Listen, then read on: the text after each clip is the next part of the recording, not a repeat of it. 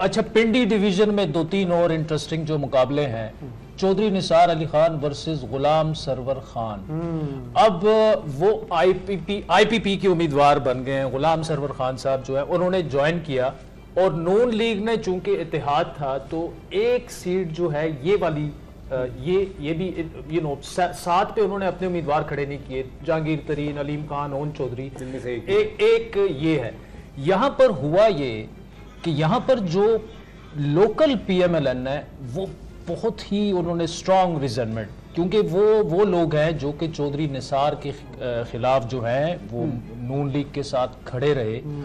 वहां पर इस वक्त नून लीग का जो उम्मीदवार है बैरिस्टर अकील, वो जो है काफी मतलब तकरीबन पूरी पार्टी जो है नून लीग की वो उसके साथ। अब उसमें से चौधरी निसार साहब जो है वो भी निकल सकते हैं। अच्छा, निसार साहब जो है वो अपनी तकरीर का आगाज ऐसे कर रहे हैं आजकल कि जी चूंकि इमरान खान मेरे बचपन के साथी और दोस्त हैं और इस वक्त चूंकि उन पर तकलीफ है तो इसीलिए मैं उनके खिलाफ। आप कहेंगे भी तो मैं तनकीद नहीं करूंगा, आप कहेंगे भी तो मैं तनकीद नहीं करूंगा। तो वो डायरेक्टली जो पीटीआई का वोटर है वो उसको वो उनको मतलब उन्हें शेर का वोट भी चाहिए और शिकारी का भी चाहिए। अच्छा है।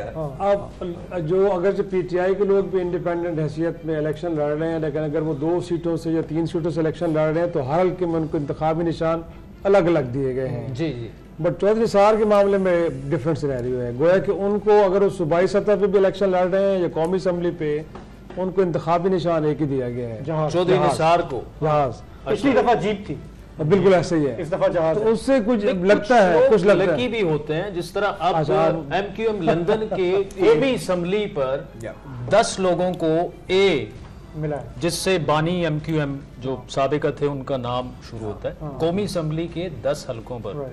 और मेरा ख्याल है 6 नहीं वो सूबाई मिला, सूबाई से जी सूबाई मिला के। तो ये जो है मामला। अच्छा, पिंडी डिवीजन से आते हैं फिर जेलम पे। जेलम में फवाद चौधरी साहब जो थे उनके कजन जो हैं फरूख अल्ताफ जो साबिक गवर्नर पंजाब के साहबजादे, लेकिन उनकी और फवाद चौधरी साहब की राय जुदा हो गई थी।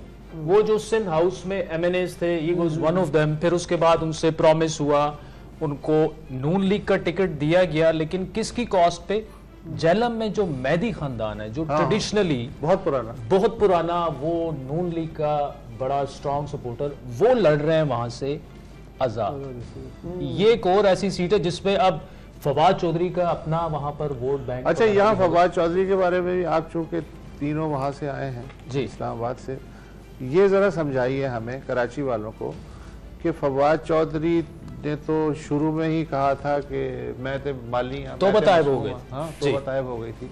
उसके बावजूद वो अभी तब्बू क्यों हो गया? क्या उससे मजीद दोबारा क्या खता हो गई?